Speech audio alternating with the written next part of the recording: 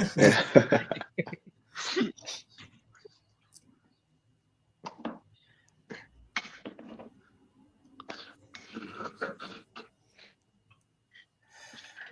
Good evening, everyone. Welcome to LFC Transfer Room. Today, I am joined by three giants of the sporting analysis world. I'm joined by Stitchers. Hello. How's it going, guys? I'm joined by West. Hello. How's it We going, were people? distracted. We were distracted before we set up by West. Has got the biggest TV remote in the world, but you don't really need to know that. And Anil as well. Thank you for joining us too. Hello, everyone. How have you been, Stitchers? What have you been up to? I'm all right. I'm just trying to get my head around that that remote control thing, and like people might be out there thinking that's some kind of euphemism. Oh, there you go. No, I'm so it's glad just you clarified that for retro everyone, West, control. because they could have been wondering what Craig was talking about there, and then their minds might have gone down some dark paths.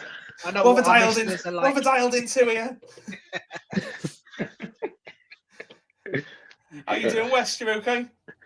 I'm good. I'm good. Just tired, After yesterday's stream, because this side, when you guys start the stream, this side, it was 12 a.m. So, like, I was a bit tired. I was a bit knackered, but then I'm still in stream, so I'm okay now. I'm You're coming fresh. across as cool, though, so that's what matters. And hello, Anil, you okay? I'm all good, bro. I'm all good. Over here in Birmingham, we actually had a bit of sun today, so it was looking all right, man. I was enjoying I've the never weather. seen going sun in for a walk. Birmingham. Yeah, a little bit of sun. So That's yeah, not a thing. I'm just waiting for the cold weather to go now. I'm already had enough of this cold weather. Yeah, You done? what I don't get is why people complain about the heat, because like I love the heat, man. Okay, that might be a separate stream that we get on the go. We can do LFC Transfer Room Talks Weather. For the 1,000 people who've joined us already, I know I'm preaching to the converted, but if you can follow us on our socials, so YouTube, X, and wherever you get your kind of, wherever you have your social media activity, we're probably there. So give us a follow. Jay, thank you for joining us today. It was straight in there, flew in with the activity over in Saudi. That isn't one thing we were going to discuss, but it's worth picking up, isn't it? Saudi seem like the stepping up a little bit in terms of the pursuit of players. Duran, which Jay highlights, is just he's on the verge of joining. He's just had his medical, I think, today, hasn't he? 77 million. He's going over to Saudi. Now, we'll go into our stream content in a minute, which is obviously McConnell, Chiesa, the Champions League, and Bajcetic. But it might be worth just touching on the kind of activity. The transfer window seems to be hotting up a little bit. Stitchers, have you been keeping your eye on it? Mate, I switched off. I'll be honest. Okay. I'm done. And only reason is because, we have a certain section of our fans that just wants to win the transfer market every time. And it gets a bit boring for me, if I'm being honest. Same old, it just caused division in our fan base. Some who, despite the fact that we're 6 points clear or 6 points clear with a game in hand, think that we need to buy 3 or 4 players, even though we're, and listen, you always strengthen from you strengthen in a position from a position of strength. I completely agree, but I'm more worried about any disruptions to our squad whilst we go on this title charge. And I just want the least bit of any kind of disturbance to the squad. And if you're gonna make any signings, we know how we operate. We sell to buy. So that would mean that people would be moved out of the squad, and I just don't think January is the right time for that. I think what you might do in January is maybe add 1 or maybe 2, and then sell in the summer. But I don't want that disruption, because anyone coming in now would have to bed into the way we play. We play a very, unique brand of football. Not everyone can just parachute in and then hit the ground running. They haven't had a preseason. They haven't had time to work with the manager. We had Chiesa since the end of the summer. He's only now played a 90-minute game for us. So I think sometimes we don't consider these things, and I just rather don't want any disruption. Added to that, I'm completely tired of hearing about Van Dijk, Trent, and Salah. What's going to be is going to be. Would I love them to stay? Absolutely. Do I hate the fact that we're in this position? Yes, I do. But the reality is I support Liverpool FC, not Salah FC, not VVD FC, not Trent FC. These players come and go. They get my loyalty when they're there and they're giving everything for the club. I cheer them on. But if they decide they want to move on, thank you for your service and good riddance, because LFC marches on. We make superstars. We very rarely buy superstars. We have done. You can say VVD was a star, you know, and you know, very rarely do we buy them. We make them. We turn people into superstars. So you can move on. LFC is going to march on, and we're still going to be great. So I'm tired of all the distraction and the talk that's taken away from the joy of me enjoying the fact that we're in a genuine title charge, looking very good at that when nobody expected it this season with the change of manager and everything. There was no expectation of this. So I'm loving life. I'm absolutely loving life, and I'm not letting transfer talk from, you know, the fan base or from outside the fan base distract me at all. We'll worry about that in the summer after we've won the league. I prefer you to say how you feel, Stitches. Yeah, well, you asked. There's no holding back here. Certainly not. Keep it coming. West, been keeping an eye on the transfer window? You're on mute, but you look like a man who knows what he's talking about. Sorry. I do agree with Stitches, like, because I don't care about the transfer window now. I'm just focused on my team and my team alone. I don't care who. I don't think Liverpool are gonna bring in people. I'm used to that. Like, so transfer windows, I'm always used to Liverpool not buying players, anyways. So I really don't care what's going on. Like, I see the Durans and whoever's, but then I would like a signing just to boost the midfield, but then I know I won't get it. So for me, transfer window, I agree, Stitches, I'm also checked out, like, because like Liverpool is not the type of team to go buy players. Liverpool, they only have the policy that we won't get pressure from the fan base. They don't care what the fan base says. They will stick to the guns. So I just gave up already on the transfer window. We're usually quite positive, chat, but keep watching. It'll turn around soon. Anil, you kept your eye on the transfer window? Yeah, I've kept my eye on it. Okay. What do you reckon today? Naturally, I do, innit? Just to see what kind of deals are going about, and it's what been about interesting. This one? What about Duran going over to Saudi at the age of 21? I think it's stupid, but the only thing is, though, with Duran is he's still only 21 years old, so he can just get 1 or 2 years over there, earn a bucket load of money, then come back to Europe when he's in a peak. So I do kind of get it. Because you got to think about it from a personal point of view and just think about like money and things like that. But from like a football perspective, it just seemed a bit weird, isn't it? A bit weird. He's 21 years old. He's not towards the end of his career. You know, he should be like playing Champions League football or something like that. He should be in a top European league, competing at a higher level. So it's a bit of a weird one. But I get it on a personal point of view. To back your point up, I think I heard on the radio earlier that his contract at Aston Villa was something along the lines of £36,000 a week, which obviously, you know, we snap anyone's hand off for, but £36,000 a week, and that'll be, I think it's the reported figure is £360,000 a week going over to Saudi. So that kind of like backs up your point, doesn't it, in terms of kind of like making a few quid? But I suppose the counter argument would be the sport one, wouldn't it?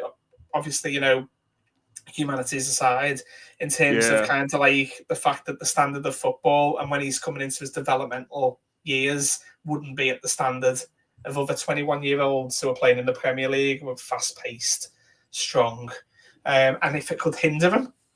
Yeah, I just hope that in the summer, if we were to sell Nunes, the Saudi club is still about and they'll offer big money to boost their squads. Yeah, it's like, I don't agree with it. How much? Okay, so there you go, Jay. That's our view on Duran. So what we are going to kick off with today is we're going to look at James McConnell. So I know, Stitches, you done the stream yesterday after the game. He had somewhat of a decent kind of game, didn't he? Really, I know we lost, but there was some movements he showed straight from the centre that was probably beyond his years.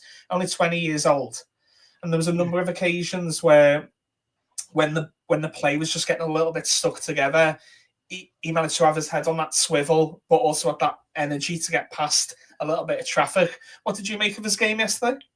I thought he played beyond his years. I think those are the words I used on the stream last night. I just feel the biggest compliment I can pay him, should I say, is that he plays like he's been playing in that team for a while. He shows great composure. His physicality is obviously there for everyone to see, considering he's such a young lad. He's a bit of a unit. He gets about. He's a bit tigerish in his tackle, and technically, he just shows a little bit of nous. Able to twist and turn and get out of situations. And then obviously he's a ball player. You have to be to play in our team. So yeah, my view on him yesterday was that I thought he was a jewel for us to see. It was a good opportunity because that's Champions League level, right? Those are the Dutch, champions elect, if you want to say that. They're the top team in Holland right now, and he went out there and he really stood out. And I think the biggest credit that could be paid to him is the fact that Slot has then since said we may have to think twice about letting this kid go out on loan because he looks like he's ready to contribute. And I think actually when you look at some of the midfield prospects that are coming through as our use, so look at Tyler Morton, you look at players of that caliber and some of the players that we've let go of, I think he's most likely to get the most minutes. And I could definitely see him playing against Plymouth in the cup. I can see him getting maybe the last 15, 20 minutes of games when we just want to see it over the line, taking a bit of the pressure off some of our more regular players and just giving them a bit of a rest at the end of matches where we just have to get across the line. I could definitely see him being in and around that squad now. I think he's played himself into that situation, and that's completely credit to him. So yeah, I saw a compilation of all the things he did in the game yesterday. It was about 3.5 minutes long, which is really good. That shows you how involved he was.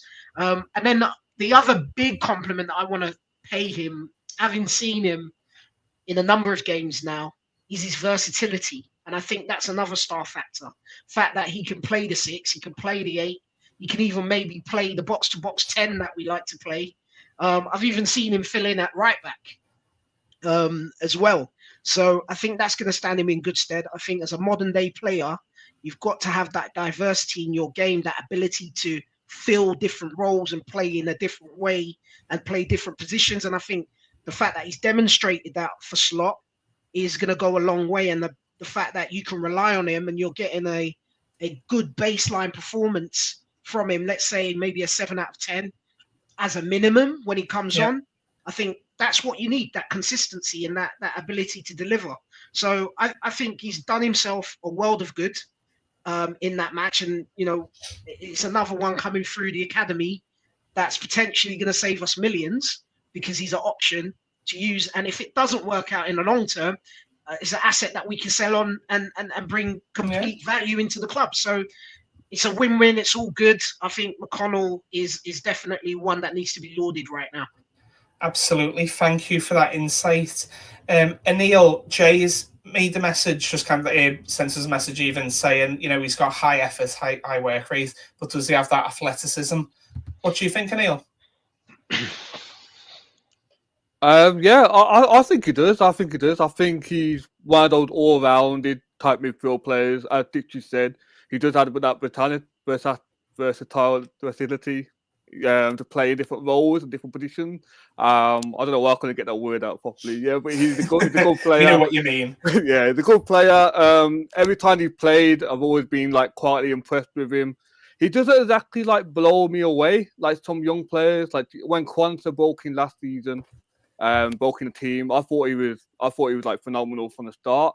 Whereas I think McConnell had some steady, good performances. But I think he's definitely played his way now into the 13 squad, and Arne Slot is speaking really highly of him, which is really good as well.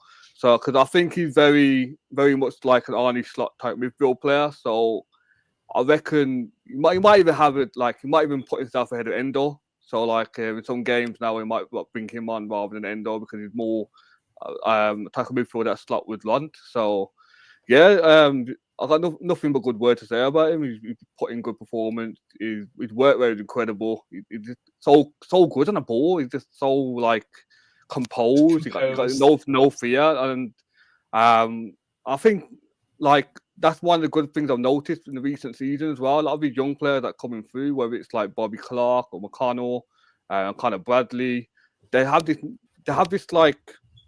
it's they're not afraid. They're not afraid to show what they can do, and they play the way they do in youth level. So I think that's really good, and I think McConnell he definitely played his way into the 13 squad now.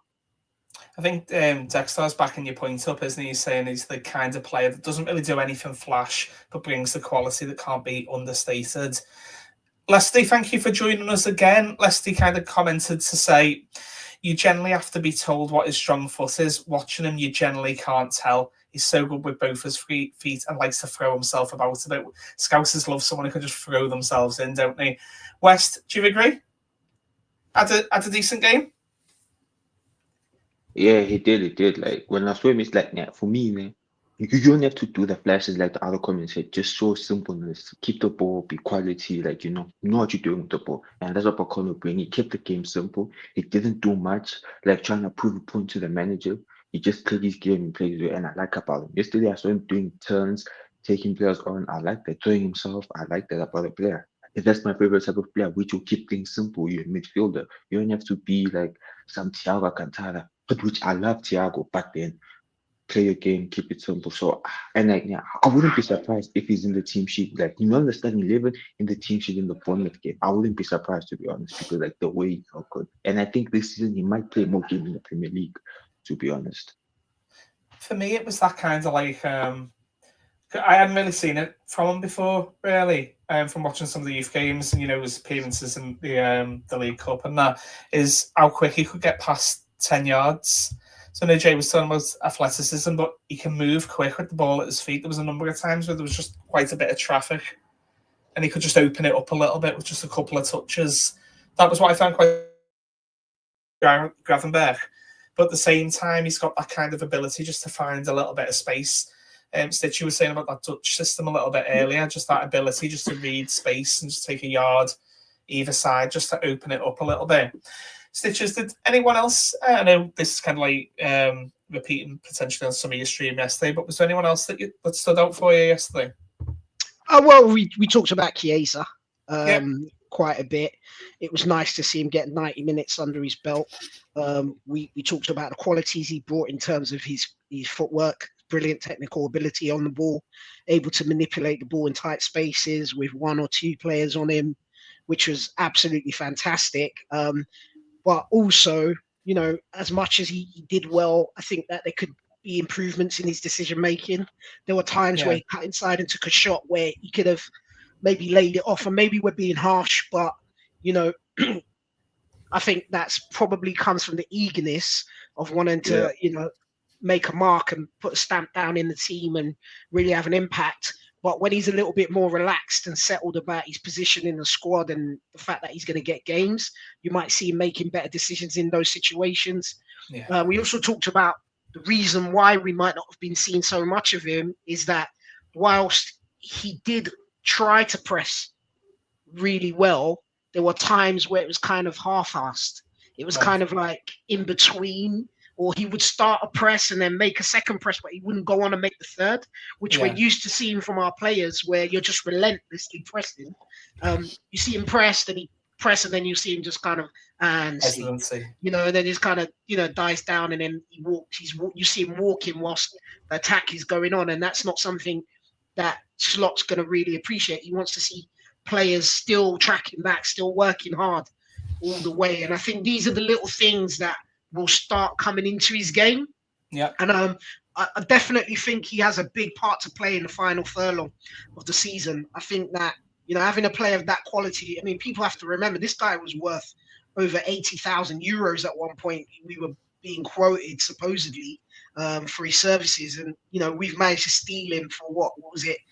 12 or 11 million or whatever it was that we paid. And if he gets anywhere near the levels that he used to perform at, he's going to be an absolute player. He's going to be some player. And to have that fresh going into the last, bit of the season, I think it's going to really, really have a good impact on our squad. So very happy with him getting 90 minutes. And I think I'm actually so impressed with the amount he's English, because when he was interviewed afterwards, he spoke really well.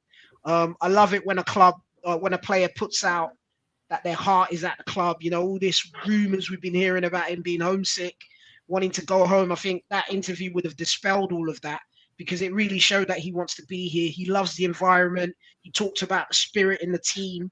He talked about the fact that we're competing on so many different levels and how much he's enjoying being in Liverpool and how much he really loves the fans and everything. And I think these are all the things you want to hear. So I think there's going to be a bright future for him. The other one we didn't really talk about, but I've since considered, is Elliot. I actually thought Elliot did okay. I think there were times where his lack of athleticism could clearly be seen, and that's the challenge for him. But I think Elliot's definitely an asset for us, and I think it was nice for him to get minutes under his belt again, and pulling strings and getting into positions and clever passes, and just sometimes being able to relieve pressure by carrying the ball over a few yards, and joining the defense into a counter attack or transitioning us up the pitch. I think he did that really well yesterday. It wasn't his stellar best, but he was still involved. Another good game. No, that's brilliant insight. Thank you, Stitches. Anil, anyone stand out for you? I thought Quanta did quite well. He was like quietly good. He did like his little bits quite well, intercepting the ball and playing passes. I think he just did his job quietly. He did it to a good standard, I thought. And just talk about Chiesa, he won the penalty. He made the second goal happen with his shot. So he was very involved, and he's quite like a chance magnet, isn't it? Like he's always involved and like taking shots and trying to make things happen. But I do think there was time where he was trying a bit too hard, and he's trying a bit too hard just to be like the main man and like make something happen. Which it's understandable considering like the players were a stronger team, and like he kind of felt he had put it on himself to do it, to make something happen, which is fine. But there were times where he could have just like Tichu said, make better decisions, and that would have been better. Like even just like playing a simple pass back and things like that. Because Tsimikas was overlapping a couple of times and he wasn't playing a pass to Tsimikas. So yeah, but that will come as he keeps learning and things like that, and learning the way Slot wants him to play and stuff. So it's another good performance. You see little glimpses of how good he is. So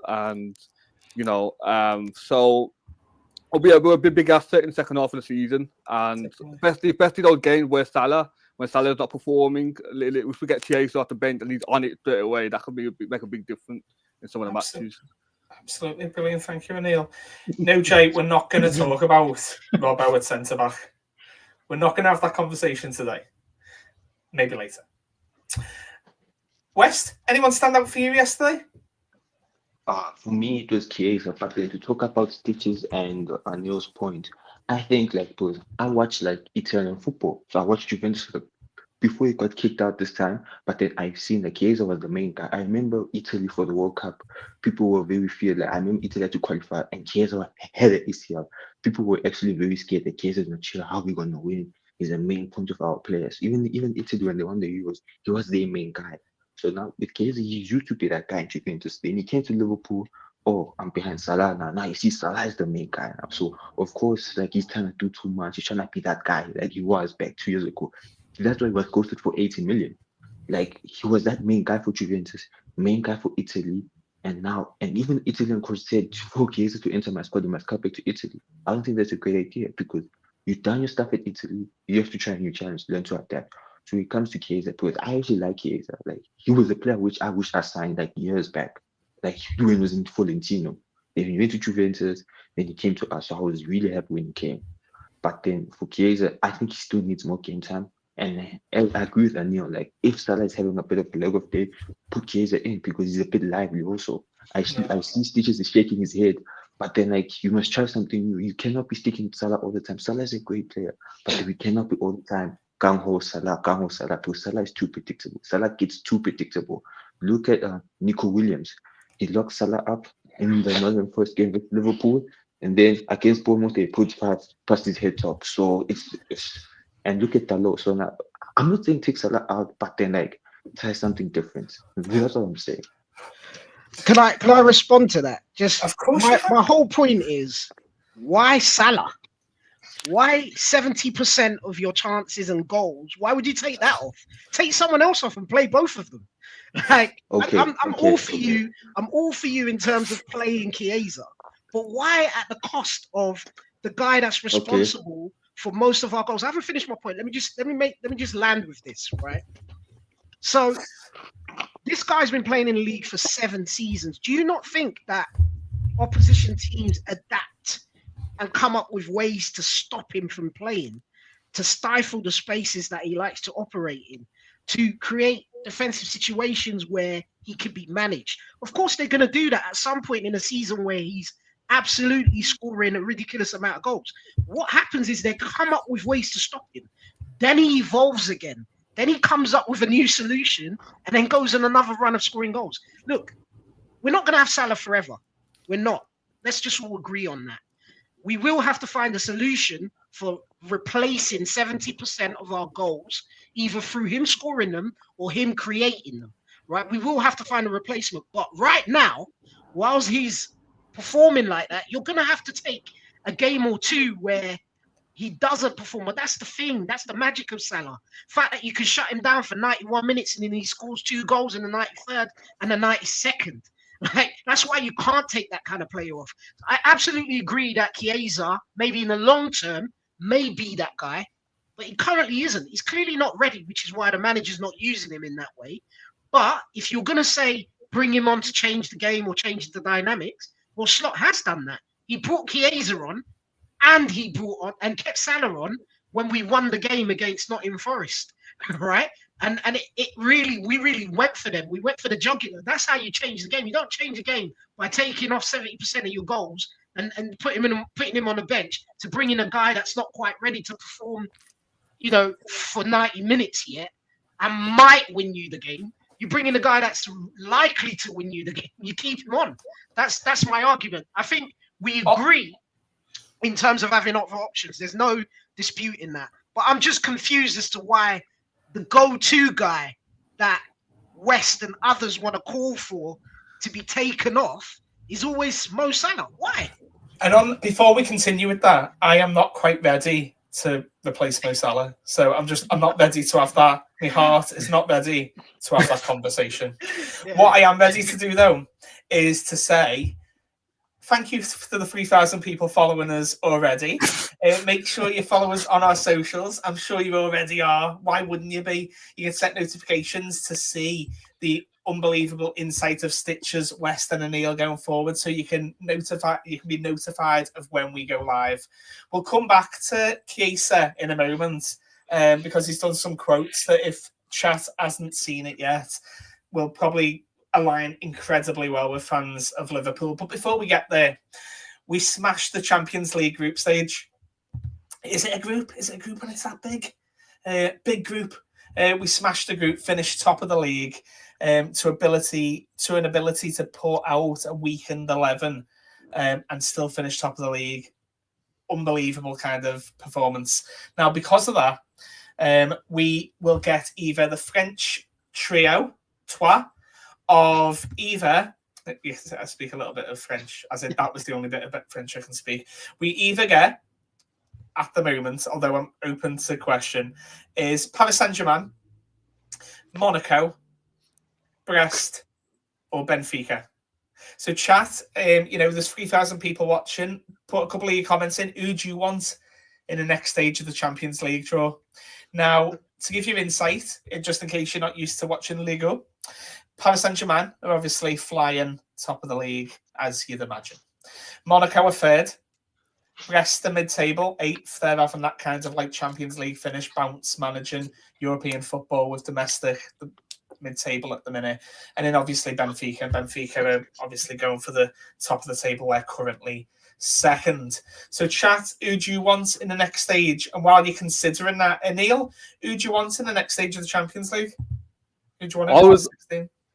I don't care who we play because we can beat any of the 4. But my preference would be Brest or Monaco. I don't want Benfica. It's a bit boring. We played them quite recently. PSG, obviously a top team. And I think they could potentially be better without Mbappe, especially with Kvaratskhelia in the team now. I think they got a lot of good players in the team, a lot of attacking good players that could cause some problems. And like you said, they are flying at the moment as well. So they're the team to avoid. But if we do get them, we'll definitely be able to beat them. But David Bertois or Monaco would be my pick. Okay, so we've got Lesser D, who has put, honestly, anyone but Paris Saint-Germain. Well, there's 3 others, isn't there? But anyone other than Paris Saint-Germain, to which Jay has put, it's going to be Paris Saint-Germain. And to tell us a little bit about Dexter's life, he likes a little bit of Brest. So, cough, cough. West, who do you want? Who do you want in the next stage of the Champions? Who do you want in the last 16? I have 2, right? So I have Benfica because they asked money over Nunes, so I want to kick them out. But I will take Monaco or Brest. PSG, see, the problem with PSG, is they midfield and they attack. It's where I think Liverpool might struggle a bit. And I look at their wingers, by Cole, Dombele, Kvaratskhelia, that player that they got. I think they might cause problems in the wings since our fullbacks are not on form. Let's be honest. But then I'll just take Brest or Monaco, to be honest. I really couldn't care less. I mean, it's the tempo of their play as well, isn't it? With them two, the transitional play is quite slow. And you'd imagine that would kind of like eat into our hands a little bit. But as Anil said, I'm not even going to pronounce. I love him when he was at Napoli. I'm not even going to try and pronounce his name. Kvaratskhelia. Thank you, Stitches. You should always join me on the chat. In terms of like they can you can't. They're very, very prolific. Stitches, who do you want? I think in a great British phrase, let's be having ya. Let's have it. Like I'm not worried. I'm kind of like, you got to beat the best to be the best. I think we're sitting here worrying about PSG, but I can tell you for sure, any of those teams in the Champions League do not want to beat us. They don't. We've taken out the champions of various nations on this journey in the Champions League, and the one consistent thing that I've heard all the while is Liverpool the best team in the world. Like Jude Bellingham, after we absolutely slapped Real Madrid, was just like, they're incredible. They do this, they do that. Leverkusen, when we beat them, Alonso was, waxing lyrical about us. You hear it time and time again, and yet I feel like Liverpool fans, we're traumatized by things that have happened in the past. So there's this inherent apprehension and fear. I don't have that. I'm just like, as I said, let's be having you. I'll have any of them. I'm along with Dexter. I like a bit of Brest myself, but whoever comes, that second leg at Anfield, hey, those special nights, they just seem to be bigger and better when it's a big team. So I want more of it. Inject it. Do you know what I mean? I want it. So if it's PSG, let it be PSG. I mean, they do look strong. Kvaratskhelia is an absolute baller. I'm gutted that, we didn't kind of make a play to try and get him. Maybe it was too late in the day. He'd already got an agreement in place. I don't know. But he's levels, absolute levels. I mean, I've seen some of the stuff that he's been doing at PSG already. As Wes mentioned, they're strong midfield, strong defense, attacking wise, but they're vulnerable defensively. And we've got Mo Salah, we've got Chiesa, we've got Jota, we've got players that will exploit those weaknesses. And more importantly, we've got a manager with a tactical nous to come up with a plan to defeat these teams. So I'm absolutely not worried about PSG. I say whoever comes through, I'm happy. I'm happy to have any of them. Completely happy to have any of them. Do you reckon over in Paris at the minute, there's probably a YouTube channel called PSG Transfer Room who are going anyone but Liverpool? We don't want anyone. We don't want Liverpool. You think of an imperfect side from their side. Who'd want to come up against us? And I know it's not kind of like those tinted glasses because we absolutely smashed the Champions League this time round, didn't we? No one's even come close to getting anything over us. Is it going to be our year, West? Can you see us going the whole way? I do see us going though. I do see us because like Liverpool, come to Liverpool in Champions League. I never doubt them. I wouldn't be surprised if we reach the final. Every season that goal because they will always get it. But the problem with what Stitches is saying, I give it no to players. But in the teams we played, right, even though we beat them, they had injuries. Let's be honest. Now we're playing Madrid when Mbappe's on form. PSG, they might hurt us if Trent Arnold is off, Robertson is off. They might target those guys. I get what everyone is saying. Cool, we smoke the Champions League. Yes, I'm happy about it. But then this is now round of 16. This is crunch time. We're playing a team that's desperate to win the Champions League. They're really desperate. So you think they wouldn't just fight for it? The midfield is much like the midfield is kind of strong. I actually like the midfield. Vitania, Joe Neves, and Fabian Luis. I actually like that midfield. But then I'm being honest, like we are gonna maybe I'm 50-50. When it comes to the league, I know we're gonna win the league, but Champions League, I'm really not sure because like now the group stages are past now. These are now crunch time. One lose you out, two loses you out. And like people say Anfield, Madrid came last time to Anfield and put five past our head top. So like for me, I'm not too sure, but then I wouldn't be surprised if we do, to be honest. Leslie backs your points up saying it's far too random to predict this early on. But that wouldn't be being a Liverpool fan, would it? We're going to smash it. We're going to win it. Aren't we, Anil? We're going to win the Champions League? Come on, Anil. We'll win the league. Anything else is a bonus. I'm just hoping that at the moment we've still got a chance to win all 4 trophies, don't we? In the 21-22 season, we end up winning the FA Cup, League Cup. I was hoping the opposite way around this time, win the 2 big ones, the Premier League, Champions League. That'll be really nice. We definitely can do it. We're probably just the favourites. We're probably the strongest team in the competition. So there's no reason why we can't do it.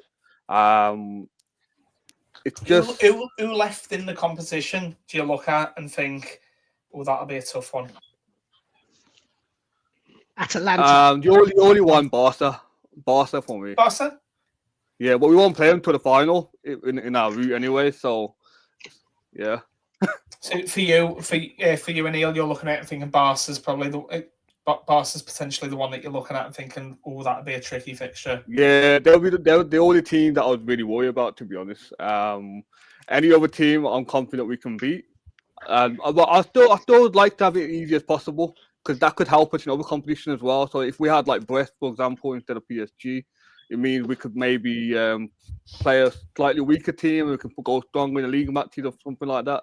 So that could actually aid us in going the other competition. And just as a Liverpool fan, less stress on it, let's make it better for my heart and stuff, and it a bit easier at home. So I just want it as easy as possible. So that's why I want Brest.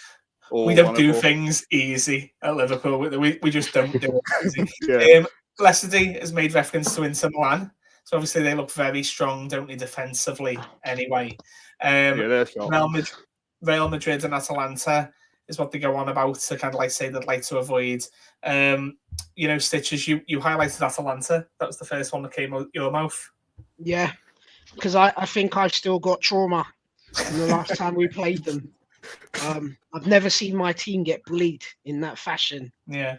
Absolutely pommeled. No amount of gegenpress, no amount of heavy metal football could see us through that game. But ironically, whilst I need that demon to be exercised, I still do feel that with Slot's new, more controlled approach to football, I think that some of these teams will really struggle against us because we can absolutely switch on the gegenpress. And then it's kind of like an orchestra. We go into like going crazy, and then we just slow it right down, lull them into a false sense of security, and then we speed it up again. And I think that style will give us more longevity in this competition. But I just feel, I feel like if we're fortunate with the draw, but as I said, I don't fear anyone, but I think if we get towards the final, then you can't count this team out. And I completely understand what Wes was saying as well in regards to there's certain teams that have that caliber, that pedigree of turning it on at the latter stages of this tournament. But I think that this LFC this season is a completely different animal. And I think that Slot's tactical nuance and how astute he is tactically will make a difference when we get to these games. You know, yes, we have weaknesses and we could point them out all day, but what team out there doesn't? You know, absolutely. You know. It's that heavy metal football. It felt like, although heavy metal football, we were tiring, weren't we, as well, around that time that we played Atalanta. And at the same time, it kind of played into their hands a little bit. We got slotted, so to speak. They just kept it away from us, and we were just chasing shadows. And it feels more like we're better suited to go at them. I think that's what he was kind of like alluding to, wasn't it? We can keep the ball better, hit them in phases, as opposed to just going for the throat first time round. We have 3,500 people watching. Again, thank you. We appreciate every single viewer. And when you get the opportunity, please make sure that you hit subscribe, notifications on all of your socials to see, as I said before, Stitches, West and Neil, absolute perfect insight to the game. You'll see when they go live. Now, what'll make you happy is I'll read you Chiesa's quote. We touched on him a little bit earlier. We'll explore it for the next few minutes or so. Chiesa said, "I enjoy being at the club, because it's one of the biggest in the world. Our fan base is amazing, and playing at Anfield gives me the shivers," which is it just reeks of a comment that we just kind of want to get behind, doesn't it? Really, we were linked with him, weren't we? I think Stitches alluded to. I think West alluded to as well. I think everyone did. We were linked with him a couple of years ago, not too long after that really successful Euros for him, and there was unbelievable quotes coming out. 135 million euros was one. He was unbelievable. I remember the goal he scored for Juve. It was like the outside of his foot on like a really bizarre angle, like that. Not too dissimilar to when Macon scored in the World Cup, and it's just like it was just about to go to play, and he still managed to swerve it in for Juve. Technically, unbelievably strong, and an injury hampered him quite a lot, didn't it? To a point where, for whatever reason, Juve felt comfortable enough moving him on. In fact, they were promoting it, weren't they? They wanted them out. And what more of opportunistic signing than what was one of the diamonds of world football becoming available for £10 million, I think was what we kind of got him for. In our chat that we have kind of like behind the scenes, there's usual comments of if he can get to 80% of that player again, what an absolute bargain. When he played yesterday, or any kind of appearance he's shown, he's got that kind of relentlessness, hasn't he? He just goes after them. He'll keep on running. A couple of people have made comments, sometimes he can, for where he is in his career now, try a little bit too hard, shooting from obscure angles and that kind of thing. Anil, what you make of his quotes? He was linked, wasn't he, with moves to Napoli earlier in the transfer window. He's obviously come out saying about his love for football, love for Liverpool. You happy with him? Yeah, definitely. I mean, all the rumours linking him away was bullshit. Like people saying like he's unhappy, could be going elsewhere, going back to Italy, homesick. It's so obvious that's far from the truth. He's always smiling, he's always happy. He loves the club. It's so nice to see like players like him and Elliot. You can just clearly tell how much they want to be here. And that kind of attitude is quite affectionate as well. And it's as supporters, it's the kind of things that we want to see from all players. So I think he's certainly got the right attitude, and so all he's going to do now is just going to make Liverpool fan a little bit more, and we're just going to want to see him do well even more. So I really hope it works out. I think Chiesa, he was a no-brainer anyway in the summer when we got linked with him. The fee that was going was 12 million, 15 million. It's just like, yeah, with a player for that ability, even if it doesn't work out, we can sell him for like nearly all the same price that we bought him for. So it was a risk worth taking, and I think we need to be patient with him. It's going to take a while for his fitness to get to the level that he wanted to, and but he's here now. I think he's arrived now, and for the rest of the season now, Chiesa is going to be a big part of that, hopefully. We talk about Edward's laptop quite a bit, don't we? Now, the difference between the players that we recruit is the mentality side of it as well. It isn't just enough to be a really good footballer, is it? You've also got to have the mentality. You look at what's happening at United now. Moving on, multi-100 million pound signings, a couple of windows after coming in.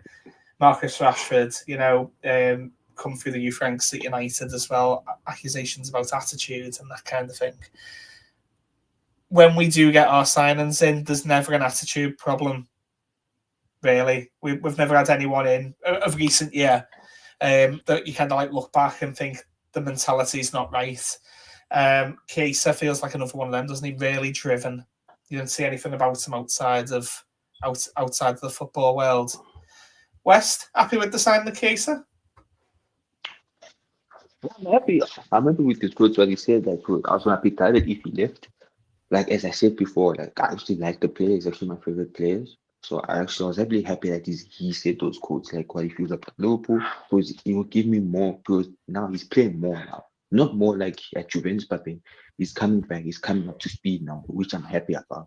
So now with Chiesa, like as Stitches and Anu said, he's gonna be the key crucial part of our season. Him and Elliot as like super subs.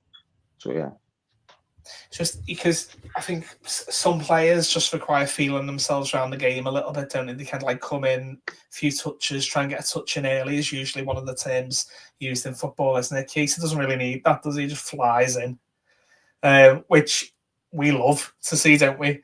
You think about that kind of the Accrington game, obvious about who the opposition was, but I think he could have had a hat-trick, couldn't he, in like the first 5 minutes? He had one cleared off the line. He had one that hit the post, and obviously had the one that kind of like dribbled in as well. Dribble in, that's probably a bit unfair, but kind of went in. Stitches, you happy with Chiesa? Yeah, I mean, I think I've probably been one of the most patient with this signing. I know there's been a bit of frustration in our fan base because I think we know how much quality this player has, but we haven't been able to see it on a football pitch. Yeah. And there's been a frustration because there wasn't much chat or much being given away by the manager as to why he wasn't playing. But I just think that we've been prudent. We've managed him, I think, really well. I think that coming to LFC and playing our way is very unique. Yeah. I think that there's also a certain level of fitness that's required to be able to play in the Premier League that players don't necessarily have when they come from a slightly more pedestrian league, such as the Italian Championship. So, I think we've just taken our time, and I think we're gonna reap the benefits of that in the long run. I'm very pleased that we were able to get a player of his quality for the amount that we did. I think that is a very LFC type transfer. I know some would like to see more of that, but I think there are. People kind of pick and choose what they take from the manager and from the club. They believe some things and they don't believe other things. But I genuinely believe the club when they say they feel that they have such a strong squad that finding people that would fit into that squad isn't as easy as everyone thinks. The bucket for us to go and, fish in or, to get players from isn't as deep or as big as people think it is. And I think that there are probably one or two players out there in the world that we feel could come into our squad. And I know they do the the personality test to see if you're going to be able to fit into the group. Do you have the right type of character? Do you have the right character off the pitch? Not just on the pitch. Have you got the right mentality? Because the shirt is heavy. And I think we suffered from that years ago where players were good, but they weren't able to deal with the pressure of playing for Liverpool FC. And I think all of these little things matter, like how do you react when things are tough? How it seems to me Chiesa has some of that characteristic because clearly he couldn't be happy not playing as many games. But he's obviously gone and dug deep. He's worked hard. Now he's getting the rewards. Now it's translating into minutes, and then minutes will translate into performances. And I think that's how you build yourself into this team. And I think, I'm very pleased that he's showing all of that. It's not easy, as I say, coming into, a different country, a different culture. He comes across as very Italian. And that might not necessarily fit into the Scouse immediately. And he's got to adjust. And these are human beings; they're not robots. You can't just go and program him and say, right, now you're in Liverpool and this is Anfield and this is out. He's got to bed in. He's got. It's not FIFA. It's not Championship Football Manager or whatever it is. It's not. But yeah, very happy with that kind of signing. And and long may it continue. I think that as time moves on, you'll start seeing the qualities of Edwards and Hughes in terms of finding these gems or finding these bargains and these deals. And actually, just one more thing on the overall transfer situation. I'm actually quite happy that they haven't gone home. Yeah. These guys have kind of taken a beat. They've sat back. They're obviously doing stuff in the background, building in the background. And then I think the same way we started seeing all the memes of the power glove with Edwards with the power glove and Klopp with the power glove because we've just assembled a ridiculous team. I want to see that again. And I'm willing to wait for that to happen rather than us just rushing out into the transfer market, buying players that may not have worked out.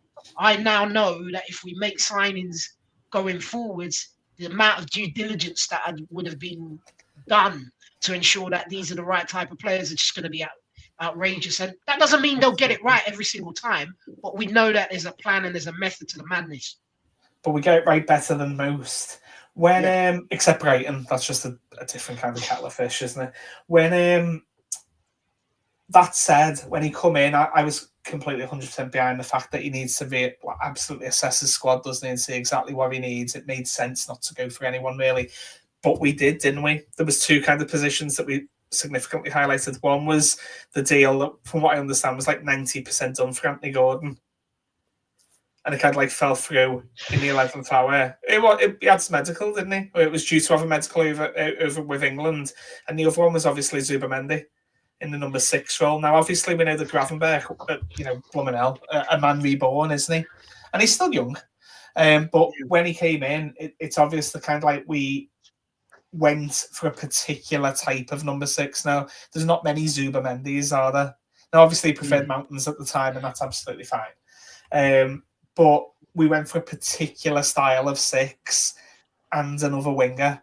With two of the ones that kind of went in as the season's obviously progressed. There's obviously comments around the left back position, a bit more strength at centre back, a 9. So there's plenty where we could go for. But Stitches, I'll start with yourself. If I know you don't like playing the transfer game, but if you were to look at the squad and you kind of think, I'd bring in a player for a position, is there anyone in terms of a magic one that you bring in? It's tough. I think we need a left back. I think we do. I'm not as negative about Shimikas as everyone else seems to be. I actually think there's a player in there. And I think he's I think he could be a Rolls Royce of a player as well. If he's given that consistent amount of games.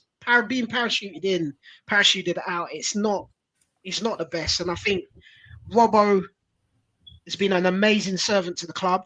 Absolutely love him. I think he's a great character in our squad. But I think we have to start future planning now. Yeah. Definitely. So for me, that's one of the critical positions. Obviously, the contract situations mean that there may be the need to replace in certain areas as well. I think that we have understudy for Trent already. And I think he's performed really well on the right in Connor Bradley. I think obviously we'll need to then have Gomez that could fill in there as well. But we do need probably another right back if Trent goes. And we're absolutely going to need a centre back if Van Dijk doesn't stay. I think we need another centre back anyway. But I don't personally think it's as urgent as everyone else seems to think it is. I think we're managing Konate so much better this season in terms of his injuries. I think if you have Konate, Kwanzaa, and Gomez rotating around, maybe one more in there, that would be a luxury. But you get one more in, and then that means there's a young player that won't be able to play that position. So for me, look, just to answer the question, I think really the critical area is right back for me. That's the most critical area. That if you said you can go and make one signing right now, it's got to be a left back. Sorry, but I'm not sure who that left back is. No, that's absolutely fine. And Hayto's been spoken of, and obviously he's visited Anfield recently. And I know he can, fill in at centre back. I think as well. He's left centre back, left back type player. So maybe, he's the right age. He's the kind of right profile. It seems. Don't know about his personality, but he looked absolutely in awe of Van Dijk the other day. It went viral again, didn't it? It went viral again. I think I saw one that had like thousands of retweets that said something along the lines of try to find someone in life that looks at like the way the hater looks at Van Dijk. And Neil, if you look at the 11, we waved the magic transfer wand, who'd you bring in for what position? If you can only pick one. If I only pick one. If I could only pick one, it'd have to be left back as well. Out that you kind of think that you'd bring in. I like to look at Mila Kirkers. I think he's got all the attributes that could fit perfectly with the type of left back we have in our style of play. He's very young as well, so he could potentially be a left back for like the next 10 years. He's so good going forward. He's aggressive. He's solid defensively as well, which is important. The only other left back I think about is maybe that Benfica left back, because he looks good as well. Yeah, Correas, yeah. He looks really good as well. Big lad as well, isn't he? Isn't he like 6'5" or something? Something, isn't it? Yeah. Big guy. Yeah. So I like to look at these two. But for me, I think I still like another DM. Because even though Gravy has been amazing this season, I think I'm worrying about us overusing him. We need to have somebody else with another option there, so Gravenberch can be rotated a bit more. So I think again, PSV, I was so glad that Gravenberch weren't part of the squad, because he hasn't had that much rest this season, and I'm worried about the fact that that he might get burnt out a bit. Or if he gets injured, what are we going to do then? And at the end of last season as well, I just thought that even though Endo did a fantastic job, he's very commendable, the performance he put in, that was just the one area where we just don't have a world-class player. Like, we've got world-class attackers, we've got world-class centre-back, we've got world-class goalkeeper, we just don't have a world-class DM. Like, we need someone that Fabinho's level again. Gravenberch has been world-class, but we could do with another really good option there. So I thought does anyone spring to mind? I know some people won't agree, but I'm okay with us going back with Mendy if he's available. If he wants to come to the club and he got over the mountains that he loves so much over there, then I'll the Lake District. The Lake District, you can go and have a little walk around there. And at the same time as well, he's a very particular type of number 6, isn't it? There's not many of them. So I can kind of understand that. I agree. We have gone back in for players before. Gravenberch being one. West, what about yourself? Magic one time. I know you're not really too fussed on transfers, but is there anyone that you're bringing in terms of a particular position, if you could just pick one? Now or in the summer? Whenever you want. I don't make the rules. I'm just kind of... Okay, in the summer... Okay, let's do the summer. In the summer, I agree with Andy, I'll bring in a centre mid, because I'm afraid of Gravenberch. I want him to be like Saka, who has been used, rushed out. I want to still keep him to be fresh. So I'll say a centre mid and also a left back, also, to be honest. Yeah, it does feel that way. The chat seems like they agree with you. There is a couple of minutes left, and we have nearly 4,000 people watching. And as I've said a number of times as well, thank you. We appreciate every single one. Make sure that you follow us on all our kind of channels and set your notifications to know when we go live. But lastly, Stefan Bajcetic has had his broke by Fabrizio Romano, has said that his loan has been cut short at Red Bull Salzburg. And now he is on the verge, if he hasn't done so already, but I haven't checked my phone, of joining Gran Canaria-based Las Palmas FC, who are currently 15th in La Liga. I suppose the question I'm going to kind of ask is, what happens to him in the summer? Do you want him to, we've got 1 minute left. Are we going to stick with him, play him, or sell him? Stitches, what do we do with Bajcetic? I think he goes on another loan. I think, he had injury problems at the end of last season. Yeah. He's not going to get the minutes he needs to recuperate at the club right now. So I think he needs to go on another loan. And my concern on his situation is I'm hearing some rumours about a bad attitude, turning up late, things like that. And as I said, your character off the pitch is equally as important as what you do on the pitch in our squad. And that may cut his Liverpool career short if he doesn't reel that in. You know, on the other hand, argument could be you need a kid like that to be around the likes of Van Dijk, Robertson, you know, those professionals to kind of, you know, put him back in line. So it's catch-22. We talked about loans yesterday, and one of the things is I just feel that we play such a unique brand of football that it's very hard to find a club where you're gonna, you know, go forwards. It's more, if you go on loan, it's more just to get minutes. You're not really gonna learn our style. You're not gonna, you know, and sometimes you have to weigh up minutes versus being around the quality of squad that we have and training with those guys day in, day out. That may be more valuable than playing minutes at a lesser level. No, I don't know. That's the conundrum. I'm the same. I don't know. And Neil, maybe you can help us out. What we're going to do with Bajcetic when he comes back in the summer? I think play him in pre-season, see how he does, and then make the decision on him then.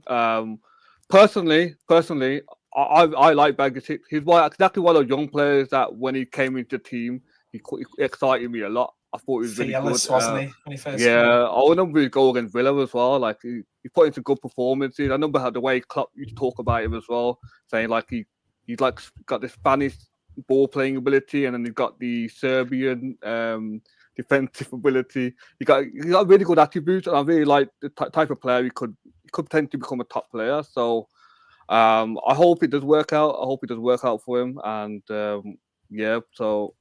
It all depends on how he does in pre-season, and if the attitude stuff is correct, then I wouldn't want someone like that at my club. Absolutely, we've had that before. West, what do we do with Bajcetic? I agree with Neil. Like, I think I'll give him pre-season and see if it is now. Of course, we're speaking as first, but I want to see what Slot sees in him. If Slot doesn't see him in his plans, and then he needs to go. He made the decision early on as well, didn't he? When Slot got in, it was pretty much one of the first decisions he made, wasn't it? In terms of getting him out, especially on loan. With I don't know why I'm going to use the word shame, but when he kind of broke through, was it the Villa game when he took his goal unbelievably well, didn't he? Like most young players would have just put the laces through it, but he took a touch, took it round two centre backs and knocked it into the near post. He thought, oh, he's very composed. In the same game, he flew in at centre mid as well, and it was like, I think he went viral, didn't he, for the tackle he flew in on, and he just got us all kind of mouth watering. But you know, I know Jay, I kind of put the comments on there just from Jay just earlier, just saying, you know, did this train sail? Boat sail, train, whatever form of transport, leaving the kind of leaving the harbour, boat, rails. When one of them, when his mentor effectively left in Thiago. I don't know, but what I do know is there's a player in there, and you know, Stitches. Your point's going to ring in me is, does he need like a Van Dijk putting his arm around him and showing him the way? I'm sure we'll find out in the months to come. It's been an absolute pleasure to spend the hour with Stitches and Neil West, but also the 4,000 people that are watching as well. So, lastly, make sure that you give us a like, a subscription, whatever the cool kids call following you on social media. Do it for us because it'll really help the channel out. Thank you so much. It's a bye from me. It's a bye from Stitches. It's a bye from Anil. And it's a cool bye from West. It's been an absolute pleasure, and I'll see you next week. I'll see you next week, but the channel will be back tomorrow, just to clarify. See you later.